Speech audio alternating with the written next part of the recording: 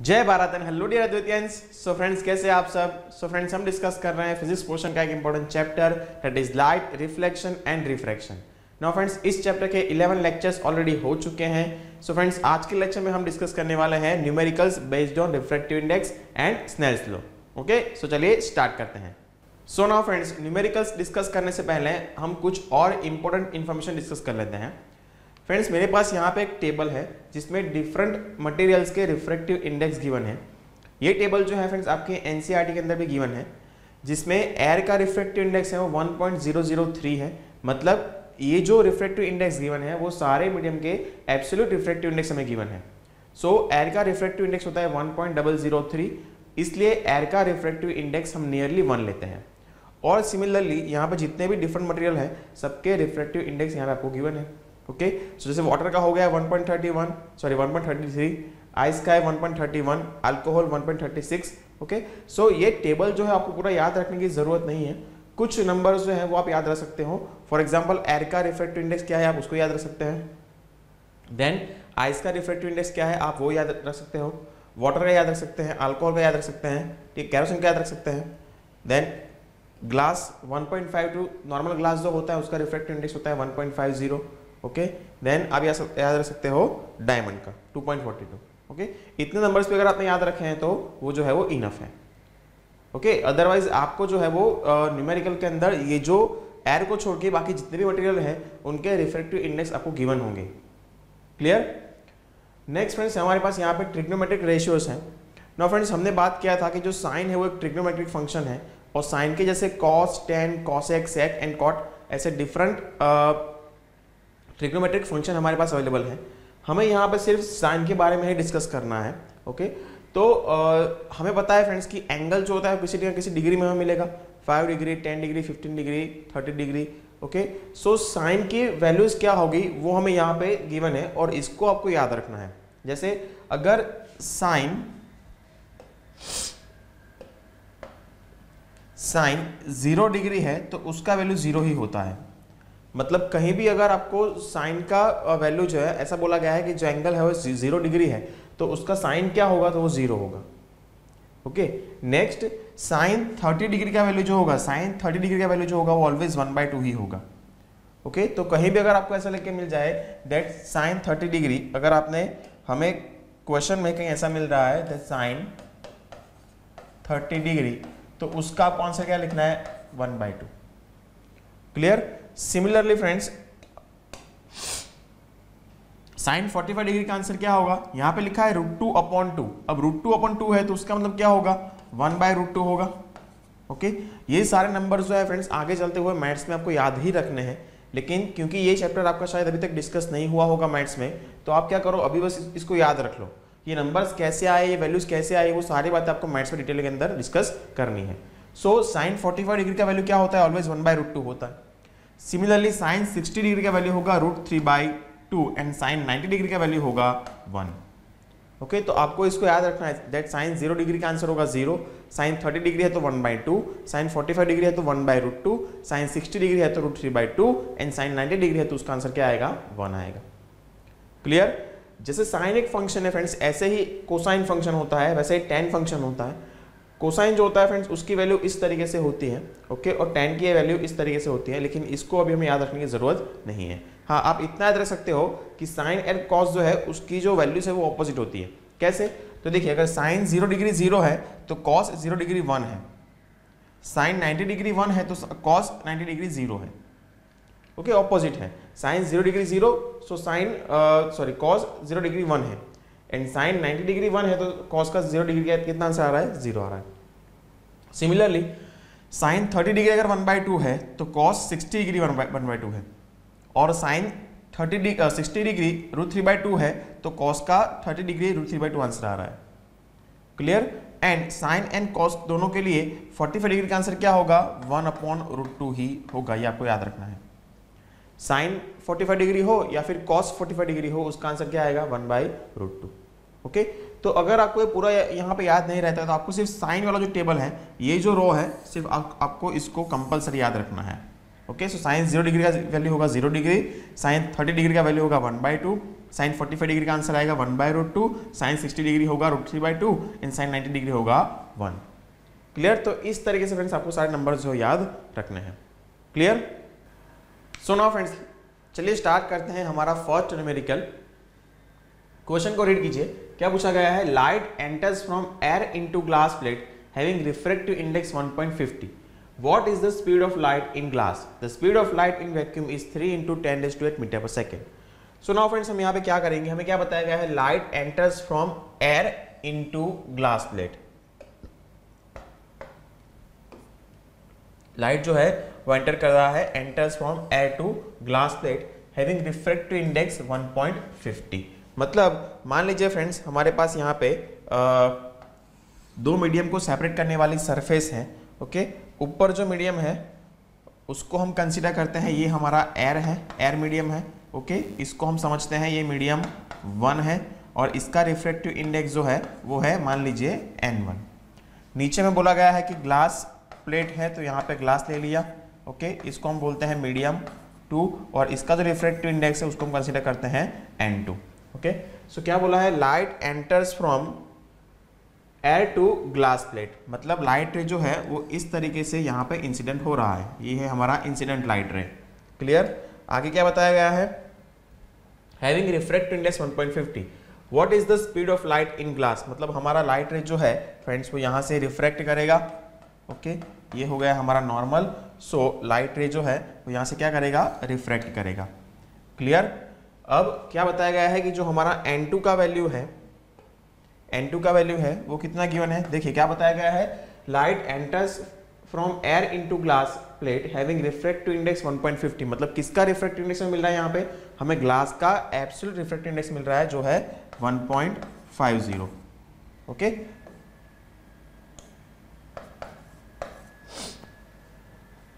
What is the speed of light in glass? मतलब देखिए जब जो हमारा लाइट रे एयर में से पास हो रहा है तो मान लीजिए कि उसका स्पीड जो है वो v1 है। ओके, और जब वो रिफ्रैक्ट कर रहा है ग्लास मीडियम में तो उसका स्पीड है मान लीजिए v2। ओके, तो ये v2 स्पीड कितना है वो हमें फाइंड करना है। अब v2 स्पीड कहाँ से फाइंड करेंगे? तो हमारे पास बहुत सिंपल फॉर्मूला है फ्रेंड्स। क्या फॉर्मूला है?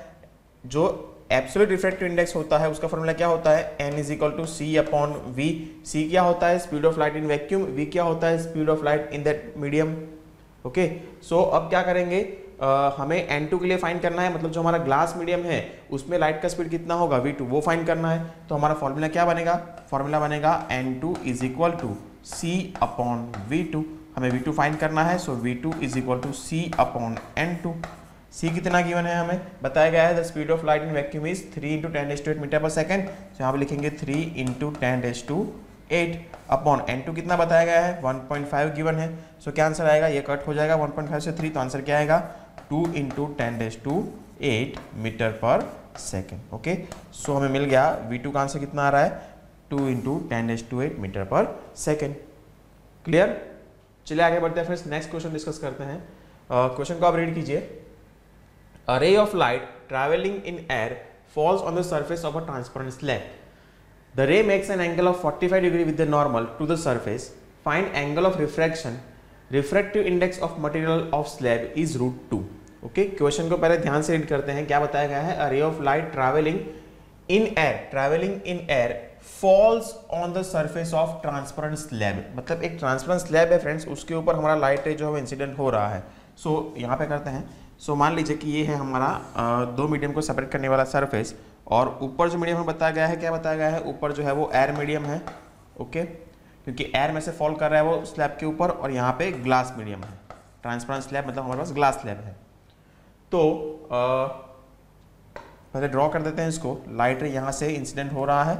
ओके, और यहाँ पे हमने ड्रॉ कर दिया हमारा नॉर्मल और यहाँ से ये होगा रिफ्रैक्ट। अब टूवर्ड्स नॉर्मल होगा या फिर अवे फ्रॉम नॉर्मल होगा। सो ऑब्वियस बात है फ्रेंड्स, हमें पता है कि एयर में से अगर ग्लास में लाइट रे जाएगा तो वो क्या होगा? टूवर्ड्स नॉर्मल आएगा ना। ठीक है, क्योंकि ग्लास मीडियम जो है उसका रिफ्रैक्टिव इंडेक्स ज्यादा होता है compare to air. Okay, so आगे क्या बताया गया है? A ray of light travelling in air falls on the surface of transparent slab. The ray makes an angle of 45 degree. The ray makes an angle of 45 degree with the normal to the surface. मतलब हमें ये बताया गया है friends कि ये जो angle है वो कितना है? 45 degree. Find the angle of refraction. Okay, so angle of refraction क्या है वो हमें फाइंड करना है। And refractive index of material of slab is √2। Okay, तो मान लीजिए स्लैब लिख देते हैं यहाँ पे, तो स्लैब जो है उसका रिफ्रैक्टिव इंडेक्स कितना है, ये है हमारा मीडियम 1, इसका रिफ्रैक्टिव इंडेक्स होगा N1, ये है हमारा मीडियम 2, उसका रिफ्रैक्टिव इंडेक्स होगा N2, और वो हमें गिवन है कितना, √2। क्लियर, इतनी इन्फॉर्मेशन हमें यहाँ पे गिवन है। ओके, अब ये जो एंगल होता है फ्रेंड्स उसको हम क्या बोलते हैं, angle of incidence, that is θ1, और ये जो एंगल होता है उसको हम क्या, सॉरी, इसको हम बोलेंगे एंगल ऑफ इंसिडेंस θ1, और इसको हम बोलेंगे angle of refraction, that is θ2। Okay, so हमें फाइंड करना है कि θ2 जो है उसका वैल्यू कितना है, ये हमारा क्वेश्चन है। ओके, सो चलिए स्टार्ट करते हैं, क्या करेंगे इसके लिए, कैसे फाइंड कर सकते हैं। सो फ्रेंड्स सीधी बात है, हम यहाँ पे स्नेल्स लॉ का यूज करेंगे। ओके, फॉर्मूला क्या है स्नेल्स लॉ का, फॉर्मूला ये है that N1 sin θ1 is equal to N2 sin θ2। हमें क्या फाइंड करना है, θ2 फाइंड करना है। ओके, सो क्या होगा, देखिए sin θ1 मतलब थीटा का वैल्यू हमें गिवन है, N2 का वैल्यू हमें गिवन है, लेकिन N1 का वैल्यू तो गिवन नहीं है। N1 क्या है, N1 क्या होगा, refractive index of air medium, और जैसे मैंने आपको पहले बताया कि अगर एयर का रिफ्रैक्टिव इंडेक्स आपको गिवन नहीं है तो आपको क्या करना है, उसको आपको 1 कंसीडर करना है, क्योंकि एयर का रिफ्रैक्टिव इंडेक्स होता है 1.003। ओके, और वो जो 0.0 उसको हम इग्नोर करते हैं, इसलिए जो हमारा एयर मीडियम होगा उसका रिफ्रैक्टिव इंडेक्स होगा 1। क्लियर, तो बस यहाँ पे डेटा पुट कर देते हैं। N1 क्या है, रिफ्रैक्टिव इंडेक्स ऑफ एयर, उसका वैल्यू कितना है 1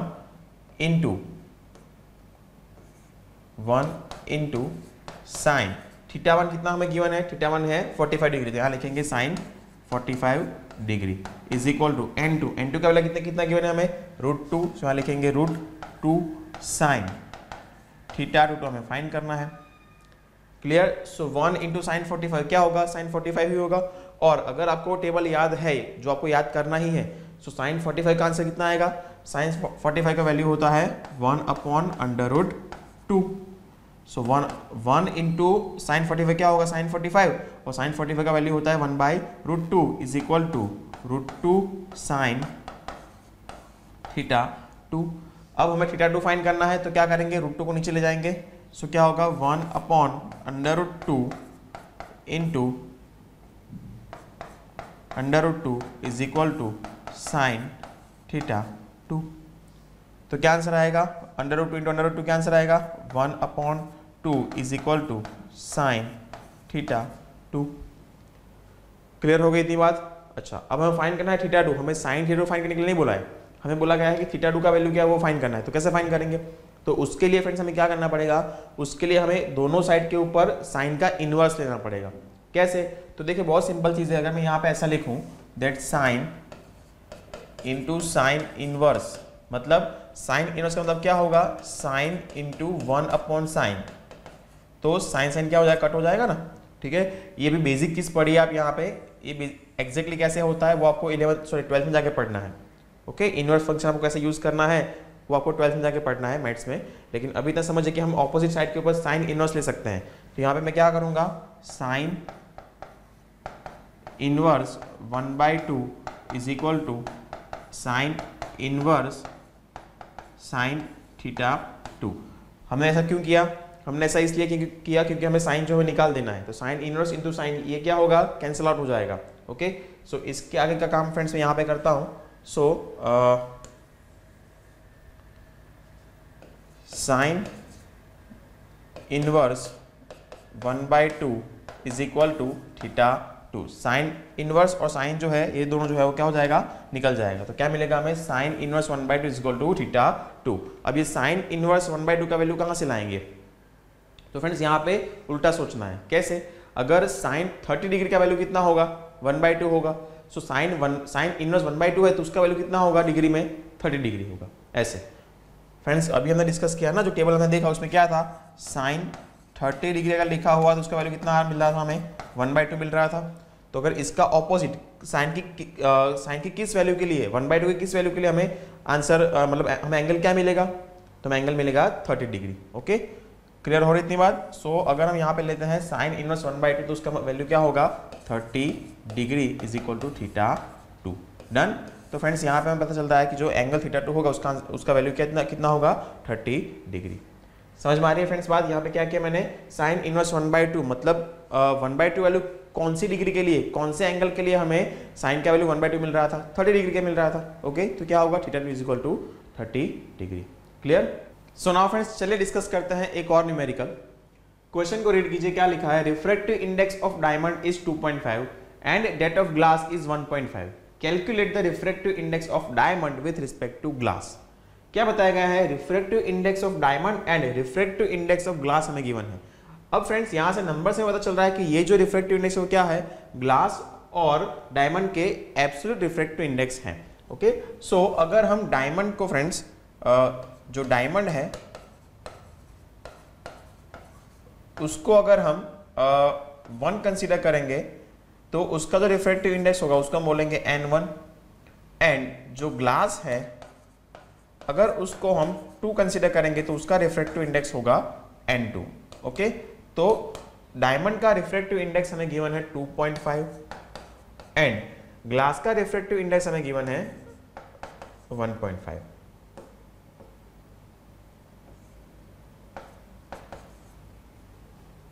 calculate the refractive index of diamond with respect to glass. तो फ्रेंड्स यहां से आपको क्वेश्चन से क्या समझ में आ रहा है, हमें यहां पे बताया गया है कि ग्लास एंड डायमंड जो है दोनों के हमें एब्सोल्यूट रिफ्रैक्टिव इंडेक्स गिवन है और हमें फाइंड करना है refractive index of diamond with respect to glass, मतलब हमें रिलेटिव रिफ्रैक्टिव इंडेक्स फाइंड करना है और हमें 2 different absolute refractive index given है। ओके, तो बेसिकली हमें फाइंड क्या करना है, हमें फाइंड करना है refractive index that is n। अब क्या फाइंड करना है, refractive index of diamond with respect to glass, refractive index of diamond with respect to glass. याद कीजिए फ्रेंड्स जब हमने लिखा था n21, आई होप आपको याद होगा n21, तो उसका मतलब क्या था, refractive index of medium 2 with respect to medium 1। n21 का मतलब क्या था, refractive index of medium 2 with respect to medium 1। Okay, तो यहाँ पे क्या फाइंड करना है, refractive index of diamond with respect to glass, तो refractive index of diamond with respect to glass. अब डायमंड के लिए हमने क्या लिया है, 1 लिया है, तो लिखेंगे n1 और ग्लास के लिए लिखेंगे यहाँ पे 2। तो हमें क्या फाइंड करना है, refractive index of diamond with respect to glass. Okay, इसका मतलब क्या होगा, refractive index of diamond with respect to glass मतलब n12। ओके, तो फॉर्मूला क्या बनेगा, n12 is equal to n1 upon n2। कैसे, n21 का फॉर्मूला क्या था, हमने लिखा था n2 अपॉन n1, तो यहाँ पे क्या बनेगा, n12 is equal to n1 upon n2। Okay, तो बस इस फॉर्मूला के अंदर हम डेटा जो है पुट कर देते हैं, तो क्या होगा, n21 is equal to n1 का वैल्यू कितना गिवन है हमें 2.5 अपॉन n2 का वैल्यू कितना गिवन है 1.5। सो n21 that is relative refractive index of diamond with respect to glass is equal to 25 upon 10 upon 15 upon 10, 10 10 cancel हो जाएंगे। सो n21 is equal to 5 से अगर डिवाइड करेंगे तो 5 5 जा एंड 5 3 जा। ओके, ये हो गया हमारा refractive index of diamond with respect to glass. Clear. Now चलिए फ्रेंड्स नेक्स्ट क्वेश्चन देखते हैं। सो क्वेश्चन क्या है, refractive indices of glass, water, sulphuric acid and carbon disulphide is 1.53, 1.33, 1.43 and 1.63 respectively. मतलब हमें डिफरेंट मटेरियल गिवन है और सबके हमें एब्सोल्यूट रिफ्रैक्टिव इंडेक्सेस गिवन है। कैसे, तो देखिए हमें कौन सा मटेरियल गिवन है, हमें गिवन है glass, water, sulphuric acid and carbon disulphide. Okay, तो हम इसको इस तरीके से लिखते हैं कि ग्लास के लिए हम लिखते हैं G। Okay, so refractive index of glass that is G, then refractive index of water NW, refractive index of sulphuric acid NS लिखते हैं and refractive index of carbon disulphide NC लिखते हैं। क्लियर। तो सबकी हमें एब्सोल्यूट रिफ्रैक्टिव इंडेक्स गिवन है। सो glass का कितना गिवन है हमें 1.53, वाटर का गिवन है 1.33, सल्फ्यूरिक एसिड का गिवन है 1.43 एंड कार्बन डाइसल्फाइड का गिवन है हमें 1.63। अब क्वेश्चन क्या है, इसको ध्यान से रीड कीजिए। The light travel slowest in which medium, किस मीडियम में हमारा लाइट जो है सबसे स्लो ट्रैवल करेगा।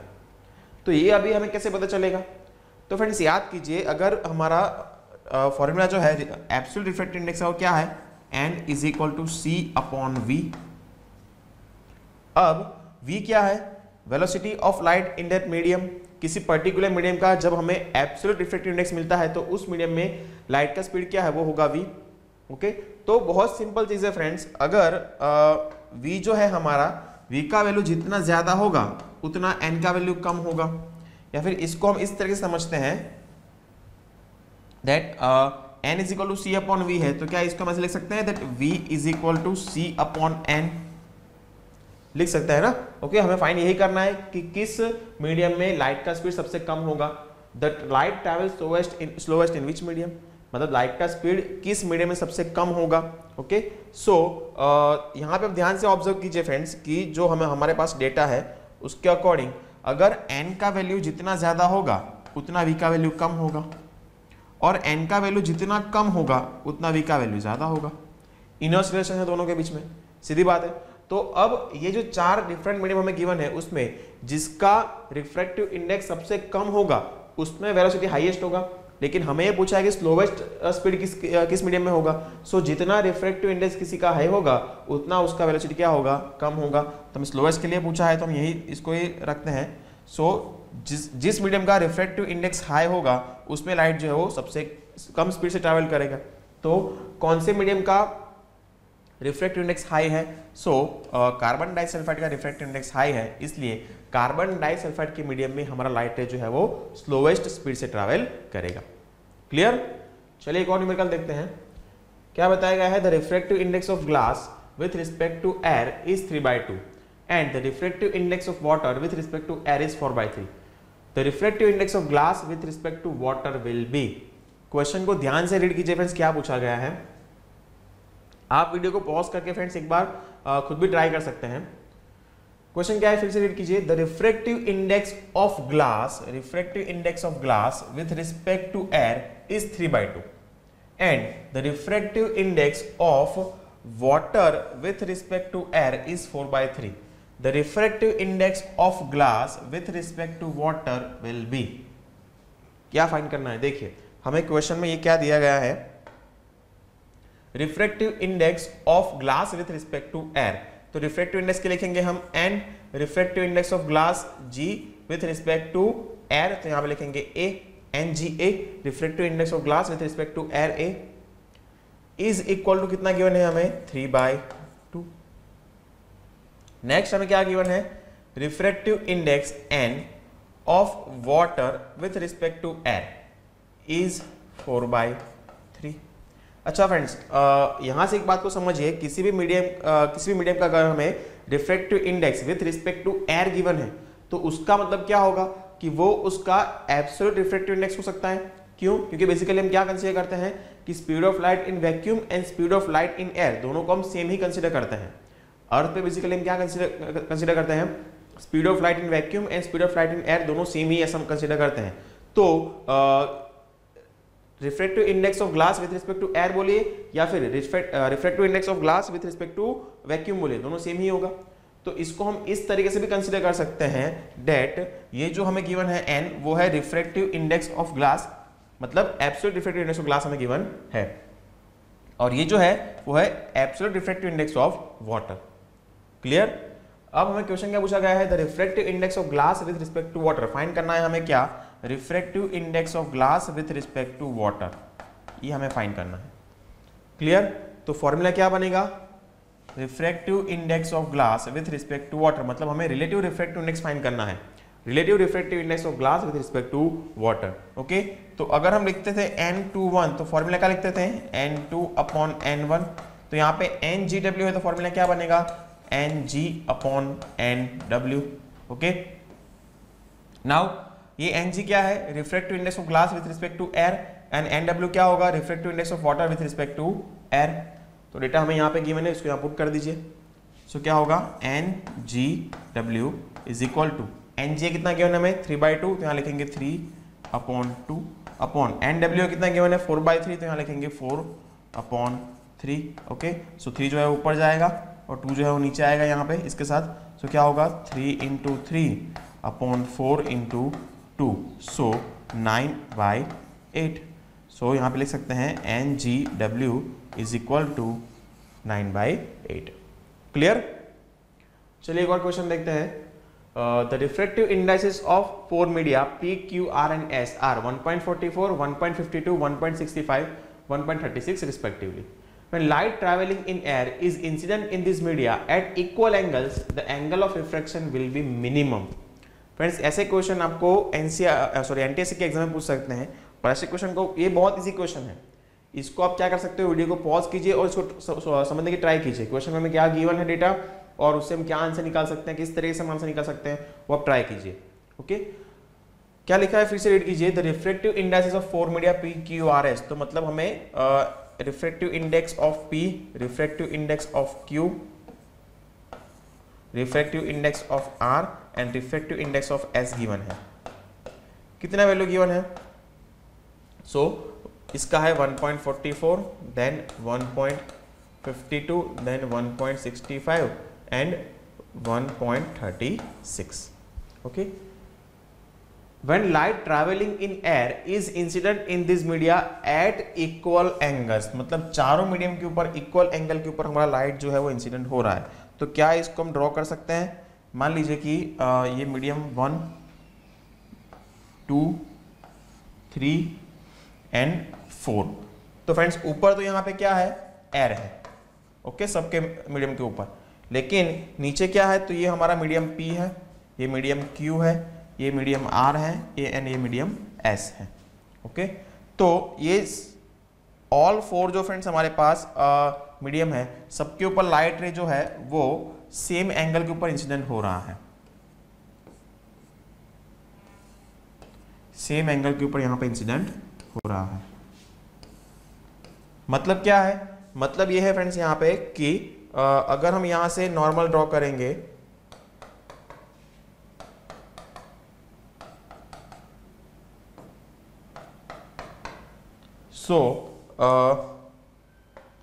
ये जो एंगल होंगे, मान लीजिए ये है θ1, ये जो एंगल है वो है θ2, ये जो एंगल है वो है θ3 एंड ये जो एंगल है वो है θ4।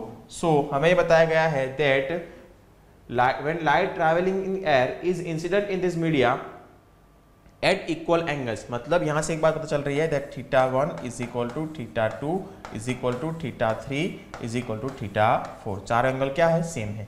अब क्या पूछा गया है? The angle of refraction will be minimum. किस मीडियम में एंगल ऑफ रिफ्रैक्शन जो है वो मिनिमम होगा? अब एंगल ऑफ रिफ्रैक्शन मिनिमम होना मतलब जब लाइट रे यहां से रिफ्लेक्ट करेगा तो कौन से मीडियम के अंदर लाइट रे जो है वो नॉर्मल के ज्यादा क्लोज होगा। देखिए हर केस में लाइट रे रिफ्रैक्ट तो करेगा, यहाँ पे रिफ्रैक्ट करेगा, यहाँ पे भी रिफ्रैक्ट करेगा, यहाँ पे भी रिफ्रैक्ट करेगा और यहाँ पे भी रिफ्रैक्ट करेगा। तो मान लीजिए फ्रेंड्स कि ये जो एंगल्स है, ये है मान लीजिए कि θ1 डैश है, ये जो है वो θ2 डैश है, ये एंगल जो है वो है θ3 डैश एंड ये एंगल जो है वो है θ4 डैश। तो इन चारों में से कौन सा एंगल सबसे कम होगा? 4 डिफरेंट मीडियम के ऊपर सेम एंगल के ऊपर लाइट रे अगर इंसिडेंट होगा तो किस मीडियम में एंगल ऑफ रिफ्रैक्शन जो सबसे कम होगा, ये हमें क्वेश्चन में पूछा गया है। ओके, सो सबसे पहले फ्रेंड्स ये तो हमारा क्वेश्चन है। अब आंसर कैसे फाइंड करेंगे? तो हमें क्या फाइंड करना है? हमें ये फाइंड करना है कि रिफ्रैक्टिव इंडेक्स जो हमारा एंगल ऑफ रिफ्रैक्शन है वो जिसमें बहुत कम होगा। अब बहुत सीधी बात है फ्रेंड्स, हमें ये पता है कि जब light ray optically rare medium से ऑप्टिकली डेंसर मीडियम में जाएगा, ऑप्टिकली रेयर से ऑप्टिकली डेंसर में जब वो रिफ्लेक्ट करेगा तो लाइट रे जो है वो टूवर्ड्स द नॉर्मल आएगा। तो इसका मतलब ये है कि ये चारों में से जिसका रिफ्रैक्टिव इंडेक्स ज्यादा होगा, जिस मीडियम का रिफ्रैक्टिव इंडेक्स ज्यादा होगा, उसमें लाइट रे ज्यादा टूवर्ड्स नॉर्मल आएगा। क्योंकि हमने डिस्कस किया था फ्रेंड्स कि अगर मीडियम जो ऑप्टिकल डेंसिटी, और डेंसर का मतलब क्या होता है? अगर मीडियम ऑप्टिकली डेंसर है उसका मतलब क्या है? उसका मतलब ये है कि उसमें लाइट रे जो है वो ज्यादा नॉर्मल के टूवर्ड्स बेंड करेगा। ठीक है, सो ये चार में से किसका रिफ्रैक्टिव इंडेक्स हाई है? जो हमारा R है उसका रिफ्रैक्टिव इंडेक्स हाई है, तो उसमें लाइट रे जो है वो ज्यादा नॉर्मल के टूवर्ड्स आएगा। और जितना नॉर्मल के टूवर्ड्स हमारा रिफ्रैक्टिव लाइट रे जो है वो आएगा, उतना जो एंगल ऑफ रिफ्रैक्शन हो क्या होगा? कम होगा। ओके, सो θ2 डैश जो है फ्रेंड्स वो इन चारों में से सबसे कम होगा, इसलिए जो मीडियम R है ओके उसमें एंगल ऑफ रिफ्रैक्शन जो होगा वो मिनिमम होगा। क्लियर? सो नाउ फ्रेंड्स चले एक और न्यूमेरिकल डिस्कस करते हैं। सो क्वेश्चन को ध्यान से रीड कीजिए, क्या पूछा गया है, a light ray enters from air to water medium having the absolute refractive index of 1.33. If the angle of refraction of light is 17 degree and 30 minute, what will be the angle of incidence at the surface separating two media? क्या बताया गया है, a light ray enters from air to water medium. तो मान लीजिए friends यहाँ पे एक लाइन है, ये जो है वो सरफेस सेपरेटिंग टू मीडियम है, ऊपर जो है फ्रेंड्स हमारे पास यहाँ पे एयर मीडियम है, और यहाँ पे क्या बताया गया है, a light ray enters from air to water, तो यहाँ पे है वाटर मीडियम। इसको हम कंसीडर करते हैं मीडियम 1, ये है हमारा मीडियम 2। ओके, इसका रिफ्रैक्टिव इंडेक्स होगा n1, इसका रिफ्रैक्टिव इंडेक्स होगा n2। नाउ क्वेश्चन को फिर से रीड कीजिए, light ray enters from air to water medium, तो ये ऊपर एयर मीडियम है, तो एयर मीडियम में से जा रहा है। ओके, यहाँ से हम ड्रॉ करेंगे नॉर्मल, और यहाँ से वो क्या होगा, रिफ्रैक्ट होगा। ओके, सो ये जो एंगल बनेगा उसको हम बोलेंगे θ1, इस एंगल को हम बोलेंगे θ2। ओके, ये होगा हमारा एंगल ऑफ इंसिडेंस, ये होगा angle of refraction. So a light ray enters from air to water medium having absolute refractive index of 1.33। मतलब फ्रेंड्स हमें यहाँ पे जो हमारा एयर है उसका, सॉरी जो हमारा वाटर मीडियम है उसका रिफ्रैक्टिव इंडेक्स गिवन है, that is 1.33। Okay, so n2 is given as 1.33. If the angle of refraction of light is 17 degree and 30 minute, मतलब फ्रेंड्स हमें यहाँ पे जो θ2 है उसका वैल्यू गिवन है 17 degree and 30 minute. What will be the angle of incidence at the surface separating two media? मतलब θ1 जो है फ्रेंड्स उसका वैल्यू कितना होगा वो बेसिकली हमें फाइंड करना है। ओके, तो क्वेश्चन आपको यहाँ पे समझ में आ रहा है, दो डिफरेंट मीडियम है, ऊपर एयर मीडियम है, नीचे वाटर मीडियम है। लाइट रे एयर मीडियम से वाटर मीडियम में रिफ्रैक्ट हो रहा है, एंगल ऑफ इंसिडेंस θ1 है, एंगल ऑफ रिफ्रैक्शन θ2 है। n1 का वैल्यू क्या होगा, अब देखिए एयर मीडियम है तो उसके लिए हमें n1 का वैल्यू क्या मिलेगा, ऑब्वियसली 1 ही मिलेगा। ओके, और n2 का वैल्यू हमें गिवन है 1.33, θ2 का वैल्यू हमें गिवन है 17 डिग्री एंड 30 मिनट, एंड हमें फाइंड करना है θ1। ओके, सो क्या करेंगे, तो फ्रेंड्स हम यहाँ पे स्नेल्स लॉ का ही यूज करेंगे। क्लियर, क्या है स्नेल्स लॉ, फॉर्मूला क्या है हमारे पास, n1 sin θ1 is equal to n2 sin θ2। हमें फाइंड करना है θ1, तो जो डेटा हमें यहाँ पे गिवन है यहाँ पुट करेंगे। सो n1 का वैल्यू गिवन है हमें 1, तो यहाँ लिखेंगे 1 into sine θ1 is equal to n2 का वैल्यू कितना गिवन है 1.33, सो 1.33 इंटू साइन θ2 का वैल्यू कितना है 17 डिग्री एंड 30 मिनट, यहाँ पे लिखेंगे 17 degree and 30 minute. Okay, so क्या होगा, साइन 1 इंटू साइन θ1 क्या होगा, sine θ1 is equal to 1.33 into, अब देखिए अगर यहाँ पे लिखा होगा साइन 30 डिग्री तो आप लिखेंगे 1/2, अगर ऐसा गिवन है दैट साइन 45 डिग्री तो आप लिखेंगे 1/√2। ओके, तो ऐसी वैल्यूज तो आपको पता है, लेकिन साइन 17 डिग्री एंड 30 मिनट उसका वैल्यू हम कहाँ से निकालेंगे, तो फ्रेंड्स उसके लिए हमें यूज करना है नेचुरल साइन टेबल। किसका यूज करेंगे, नेचुरल साइन टेबल, ये रहा। ओके, अब ये टेबल को देख के डरने की जरूरत नहीं है, बहुत सिंपल एंड बहुत ही इजी वे से हम यहाँ से हमारा आंसर फाइंड कर सकते हैं। कैसे फाइंड कर सकते हैं, उसको समझने से पहले हमें टेबल को थोड़ा समझना पड़ेगा। इस टेबल को हम बोलते हैं फ्रेंड्स नेचुरल साइन टेबल, जिसमें जैसे यहाँ पे जो नंबर लिखे हुए हैं 0, 1, 2, 3, ये सारे जो नंबर्स हैं वो आपको दिखाएंगे डिग्री। हमें क्या फाइंड करना है, हमें फाइंड करना है साइन, जस्ट अ मिनट, हमें फाइंड करना है sine 17 degree and 30 minute. Okay, तो हमें लेना है साइन टेबल, ये हमारे पास साइन टेबल है। अब 17 डिग्री, तो 17 डिग्री कहाँ होगा, तो फ्रेंड्स जो नंबर यहाँ पे लिखे हैं ना वो सारे आपको डिग्री दिखाएंगे, 1 डिग्री, 2 डिग्री, 3 डिग्री ऐसे करते हुए 17 डिग्री यहाँ पे है। तो फर्स्ट ऑफ ऑल आपका काम क्या होगा, इस टेबल में आपको फाइंड करना है कि डिग्री कहाँ पे है, तो यहाँ पे है। कौन से नंबर पे है, 17 डिग्री, तो 17 कहाँ पे है, यहाँ पे है, तो इस ब्लॉक को हम आइडेंटिफाई करेंगे पहले। देन ऊपर जो है नंबर है ना 0 मिनट, 6 मिनट, 12 मिनट, 18 मिनट, ये सारे मिनट्स यहाँ पे गिवन है। सो हमें किसके लिए फाइंड करना है 17 डिग्री एंड 30 मिनट। 30 मिनट कहाँ पे है, तो ये रहा, तो इस ब्लॉक को आइडेंटिफाई कीजिए। ओके, अब क्या करना है आपको, जो 17 डिग्री है, 17 डिग्री जो हमें वहां पे वैल्यू गिवन है, वहां से एक हॉरिजॉन्टल लाइन हम खींचेंगे इस तरीके से, और 30 डिग्री कहां पे है, यहाँ ये है, तो यहां से हम क्या करेंगे, एक वर्टिकल लाइन ड्रॉ करेंगे। तो फ्रेंड्स जिस ब्लॉक के ऊपर ये दो लाइन मीट कर रही है ना, जिस ब्लॉक के ऊपर हमारी ये जो दो लाइंस मीट कर रही हैं, वो ब्लॉक जो हमारा आंसर होगा, उस ब्लॉक के अंदर जो नंबर होगा वो हमारा आंसर होगा। समझ में आ रहा है? साइन 17 डिग्री, तो 17 कहाँ पे है डिग्री, ये रहा। 30 मिनट कहाँ पे है, ये रहा। तो दोनों जहाँ लाइन मीट करती हैं उस पॉइंट के ऊपर हमें हमारा वैल्यू मिल जाएगा 3007। क्लियर? एक चीज। अच्छा, एक और बात यहाँ पे देखिए फ्रेंड्स कि यहाँ पे इस कॉलम के अंदर जितने भी नंबर्स है उनके आगे पॉइंट लिखा हुआ है, मतलब ये 0 पॉइंट के बाद वाले नंबर्स है। यहाँ पे जितने भी नंबर्स है उससे पहले आपको 0 कंसीडर करना है, 0 पॉइंट के बाद वाली सारी वैल्यूज हैं। ओके, तो सिर्फ इस कॉलम के लिए नहीं, पूरे टेबल में ये जो मीन डिफरेंस लिखा है उसको भी छोड़ दीजिए। इसका कैसे यूज करना है वो भी हम डिस्कस नहीं करेंगे, वो जब आप मैथ्स में आगे चलते हैं उसको सीख लेना। और बेसिकली इसका यूज फिजिक्स में ज्यादा होगा कंपेयर टू मैथ्स। ओके, तो अभी इसको मीन डिफरेंस को आप भूल जाइए, उसको छोड़ के यहाँ पे जितने भी नंबर्स गिवन है ना फ्रेंड्स, वो सारे नंबर के आगे पॉइंट हमें लिखना है। ओके, क्योंकि हर पॉइंट नंबर के आगे हम पॉइंट लगाने जाएंगे तो टेबल जो थोड़ा बड़ा हो जाएगा, इसलिए हमें क्या कर दिया है, सिर्फ जो फर्स्ट कॉलम है उसके आगे हमें पॉइंट लिख के दे दिया गया है। और अभी हमें यही समझना है कि जो सारे जितने भी वैल्यूज है वो सब वैल्यूज के आगे हमें पॉइंट लगा देना है। Okay, so sign 17 degree and 30 minute का हमें आंसर क्या मिला, 0.3007। क्लियर हो गई थी बात? तो हम क्या करेंगे, सॉरी यहां पे इस वैल्यू को पुट कर देंगे। तो साइन 17 डिग्री एंड 30 मिनट का हमारा आंसर क्या आया था,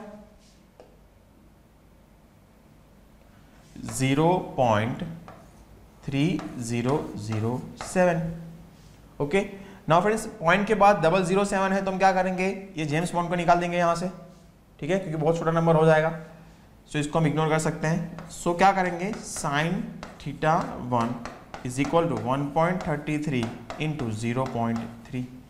अब इसका आंसर क्या आएगा, सो देखिए 1.33 इंटू 0.3 करना है, सो 133 अपॉन 100 इंटू 3/10। अगर आपको इजी वे में अगर आप इसको कर सकते हो तो प्रॉब्लम नहीं है, लेकिन अगर आपको समझ में नहीं आ रहा तो मैं आपको यहाँ पे दिखा रहा हूँ।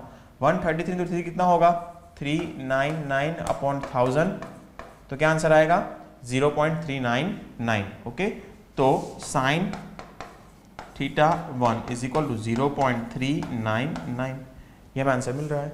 ओके, सो हमें क्या फाइंड करना है, हमें फाइंड करना है थीटा 1।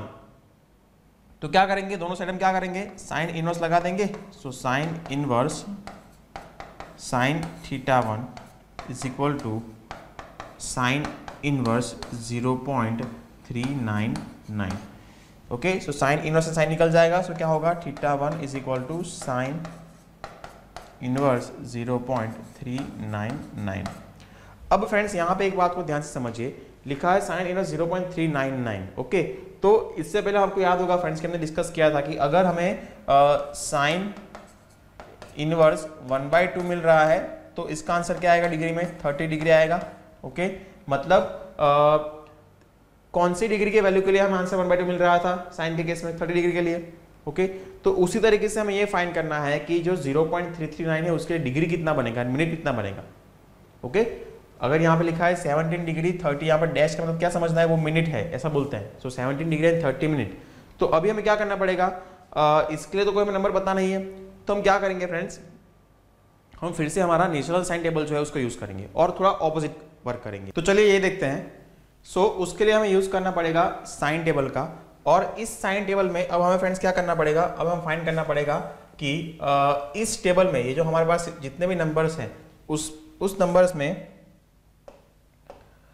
इन नंबर्स में से 0.399 के नियर बाय नंबर कौन सा है। अगर ये एग्जैक्ट नंबर मिल रहा है तो प्रॉब्लम नहीं है, अगर एग्जैक्ट नंबर नहीं मिल रहा है तो उसके आसपास का नंबर कौन सा है हमें वो फाइंड करना पड़ेगा पूरे टेबल में। ओके, सो चलिए देखते हैं 0.399, यहाँ पे तो 0.8 है, ये नहीं चलेगा, 0.399 हमें चाहिए।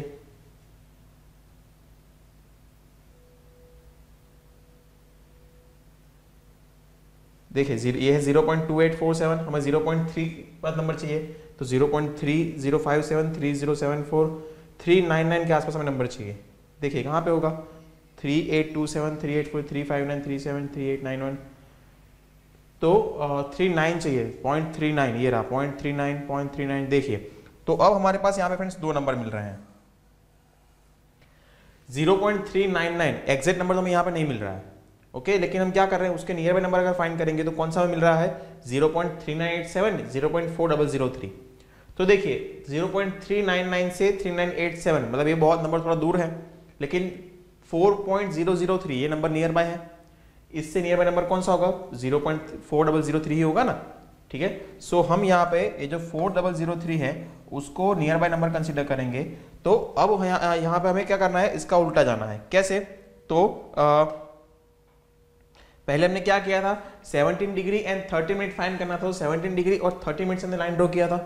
अब ये जो नंबर मिल रहा है वहां से हम लाइन ड्रॉ करेंगे, तो ये जो नंबर है उसको अगर आप ऊपर की साइड में ले जाओगे तो यहाँ पे कौन सा डिग्री मिल रहा है आपको, 36 डिग्री। और अगर उसको आप हॉरिजॉन्टली एक्सटेंड करोगे तो कहाँ पे मीट कर रहा है, 23 नंबर के ऊपर मीट कर रहा है, as you can see here. Okay, so हमारा आंसर क्या होगा, मिनट में हमारा आंसर, सॉरी डिग्री में हमारा आंसर कितना आ रहा है 23, मिनट में कितना आ रहा है हमारा आंसर 36। सो हमारा आंसर जो है फ्रेंड्स होगा θ1 is equal to 23 degree and 36 minute. Clear. तो इस तरीके से फ्रेंड्स हमें आंसर जो है फाइंड करना होता है by using natural sine table. तो हमारा फ्रेंड्स ये जो एंगल होगा वो कितना होगा, 23 degree and 36 minute. Clear. Now friends table जो है उससे जुड़ी हुई कुछ और बातें अगर हमें डिस्कस करनी है तो मैं आपको कुछ एग्जांपल देता हूं, आप उसको ट्राई भी कर सकते हैं। मतलब चलिए मैं आपको ये बताता हूं कि आपको फाइंड करना है साइन 37 डिग्री एंड 30 मिनट। अच्छा यहाँ पे 37 निकाल देते हैं।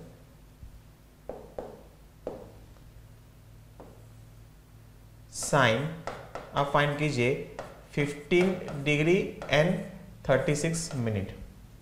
कैसे फाइंड करेंगे, आप इस टेबल का यूज कर सकते हैं।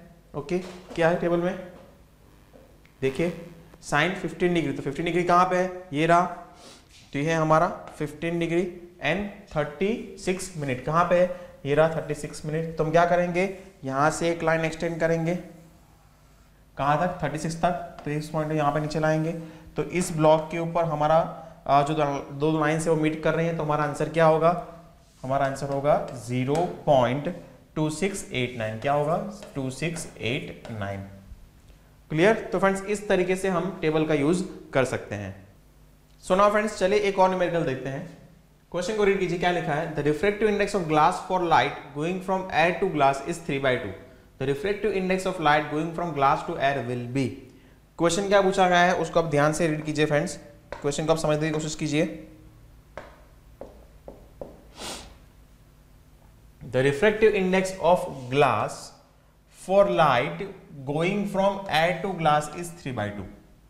The refractive index of light going from glass to air will be. मतलब फ्रेंड्स हमें यहाँ पे रिलेटिव रिफ्रैक्टिव इंडेक्स गिवन है। कैसे, क्या बताया गया है, देखिए refractive index of glass for light going from air to glass. So यहां से मतलब क्या होगा, refractive index of glass with respect to air is हमें गिवन है 3/2। The refractive index of light going from glass to air, मतलब refractive index for light going from glass to air, मतलब हमें फाइंड करना है AG। तो ये कितना होगा हमें फाइंड करना है।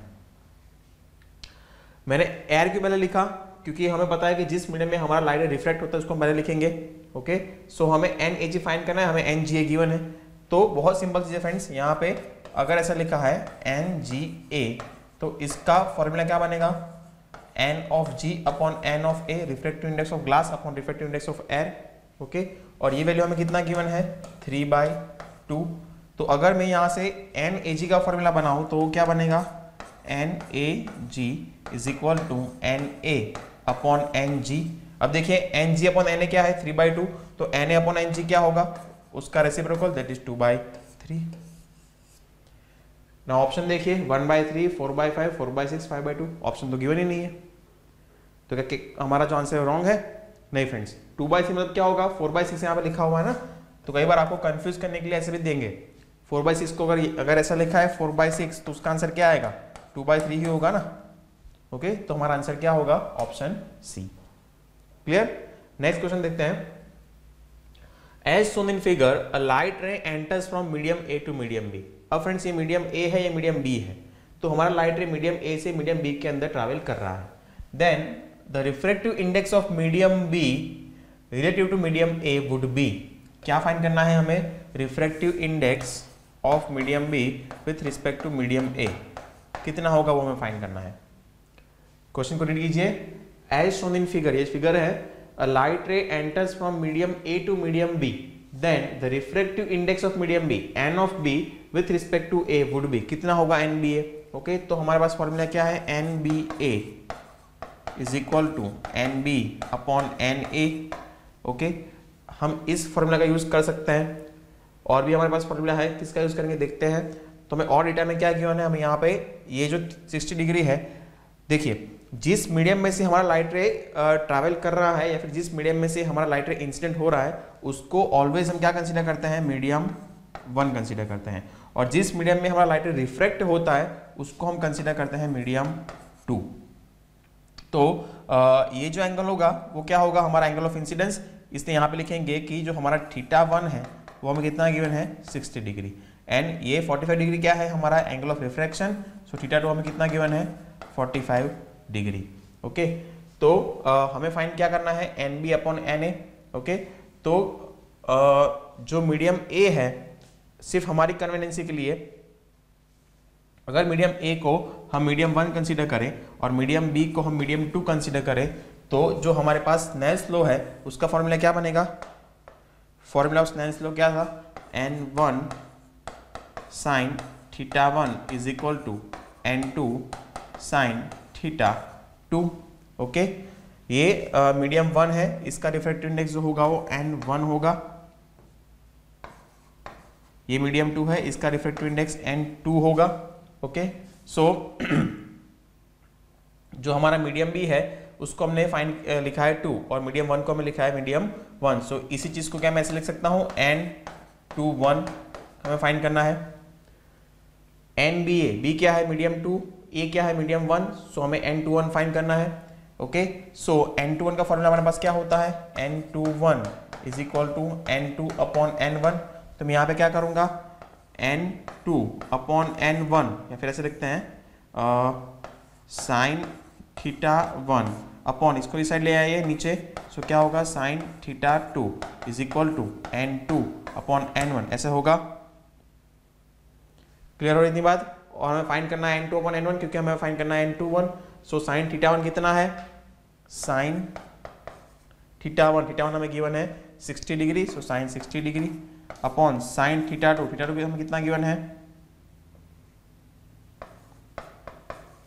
Sine 45 degree is equal to n21।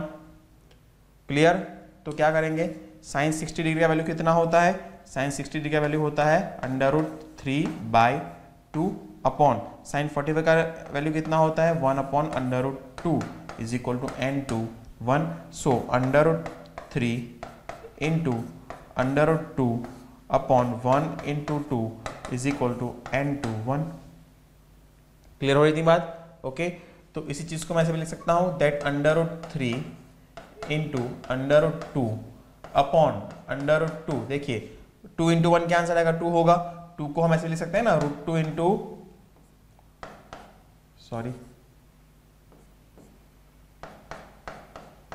√2, तो ऊपर नीचे फ्रेंड्स जो √2 है वो क्या हो जाएगा, कैंसिल आउट हो जाएगा। ओके, सो हमारे पास क्या आंसर बचा, is equal to n21, so √3 upon √2 is equal to n21, ये हो गया हमारा फाइनल आंसर। तो क्या ऑप्शन में है, √3 अपॉन √2, ये हो गया हमारा फ्रेंड्स फाइनल आंसर। क्लियर, चलिए एक और क्वेश्चन देखते हैं। The absolute refractive index of any medium is always, now friends क्या है, the absolute refractive index of any medium is always 1 less than 1 greater than 1 और 0।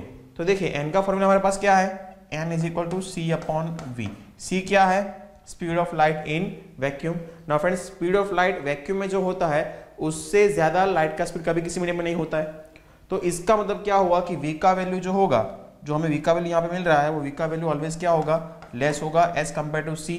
ओके, अगर हम बात करते हैं v की वैल्यू की फ्रेंड्स, तो v का वैल्यू जो है हमारे पास जो फॉर्मूला है n is equal to c upon v, so v का वैल्यू जो होगा वो ऑलवेज कम ही होगा c के कंपैरिजन में, तो c ऑलवेज क्या होगा, बड़ा नंबर होगा, तो रेशियो क्या आएगा, a n is always greater than 1 आएगा। क्लियर, तो हमारा आंसर क्या होगा, the absolute refractive index of any medium is always greater than 1। Clear friends, चलिए एक और क्वेश्चन देखते हैं। If the refractive indices of water and glass are 4/3 and 3/2 respectively, then what will be the ratio of velocity of light in water to that of glass? ध्यान से question को समझिए। If the refractive indices of water and glass 4/3 and 3/2 respectively, मतलब हमें given है refractive index of water and refractive index of glass. Refractive index of water कितना हमें given है, 4/3 and refractive index of glass हमें given है 3/2। Then what will be the ratio of velocity of light in water to the glass? Ratio of velocity of light, the ratio of velocity of light in water to that of glass. So friends, मान लीजिए water जो है medium है, उसमें light का velocity जो है v1 है, और ग्लास मीडियम जो है उसमें लाइट का वेलोसिटी जो है वो v2 है। सो क्या पूछा है, what will be the ratio of velocity of light in water to that of glass, मतलब velocity of light in water. चलिए एक काम करते हैं, इसको हम लिखते हैं VW और इसको हम लिखते हैं VG। ओके, सो VW अपॉन VG कितना है वो हमें फाइंड करना है। क्लियर, ओके, तो कैसे फाइंड करेंगे, तो फ्रेंड्स आपको एक फॉर्मूला याद होगा, N21 is equal to N2 upon N1। Clear, अब N2 अपॉन N1 से हम जो स्पीड ऑफ लाइट था वो भी उसका फॉर्मूला हमने बनाया था। ओके, कैसे बनाया था, सो हमने लिखा था N21 is equal to, N2 का फॉर्मूला क्या होता है, N2 क्या है, refractive index of, absolute refractive index of medium 2, उसका फॉर्मूला बनेगा C अपॉन V2। तो यहाँ क्या लिखेंगे, C upon V2 upon N1 क्या होता है, refractive index of medium 1, so C upon V1। तो यहाँ लिखेंगे C अपॉन V1। C क्या हो जाएगा फ्रेंड्स, कैंसिल आउट हो जाएगा। So N21 is equal to N2 upon N1 is equal to, क्या फॉर्मूला मिल रहा है, V1 अपॉन V2। ये फॉर्मूला हमने पहले डिराइव किया था। ओके, सो अब हम क्या करते हैं, ये जो वाटर है उसको 1 कंसीडर करते हैं और ग्लास को हम 2 कंसीडर करते हैं। ओके, तो हमें क्या फाइंड करना है, V1 अपॉन V2, ये फाइंड करना है। बोलो पहले ये बात समझ में आ रही है कि हमें क्या फाइंड करना है। तो हमारे पास फॉर्मूला क्या है, फॉर्मूला ये है N21 is equal to N2 upon N1 is equal to V1 upon V2, ये फॉर्मूला है। ओके, अच्छा, तो ये जो NW है उसको हम N1 कंसीडर करते हैं और NG को हम N2 कंसीडर करते हैं, क्योंकि वाटर को हमने 1 लिया है, ग्लास को हमने 2 लिया है। ओके, सो हमें फाइंड करना है V1 अपॉन V2। तो सिंपल फॉर्मूला क्या यूज करेंगे, N21 is equal to N2 upon N1 is equal to V1 upon V2। So N2 upon N1 is equal to V1 upon V2। N2 कितना given है हमें, 3/2, तो यहाँ लिखेंगे 3/2 upon N1 कितना गिवन है हमें, N1 is NW is equal to 4/3, तो 4/3 is equal to V1 upon V2। सो क्या होगा, 3 × 3 अपॉन 4 × 2 is equal to V1 upon V2। So 9/8 is equal to V1 upon V2। Okay, so 9/8 answer मिल रहा है हमें यहाँ पे, ये रहा C हमारा आंसर होगा। Clear, so friends I hope आपको आज के लेक्चर में समझ में आया होगा। और फ्रेंड्स अगर आपको हमारे लेक्चर्स अच्छे लगते हैं तो प्लीज़ हमारा यूट्यूब चैनल अद्वैत अचीवर्स को आप सब्सक्राइब कीजिए। फ्रेंड्स हम प्ले स्टोर पर भी अवेलेबल है, तो आप हमारा एप्लीकेशन अद्वैत अचीवर्स को डाउनलोड भी कर सकते हैं। और फ्रेंड्स अदर इन्फॉर्मेशन के लिए आप हमारी वेबसाइट advaitachievers.com को विजिट भी कर सकते हैं। ओके, सो अब मिलते हैं नेक्स्ट लेक्चर में। जय भारत एंड विद्यार्थी देवो भव।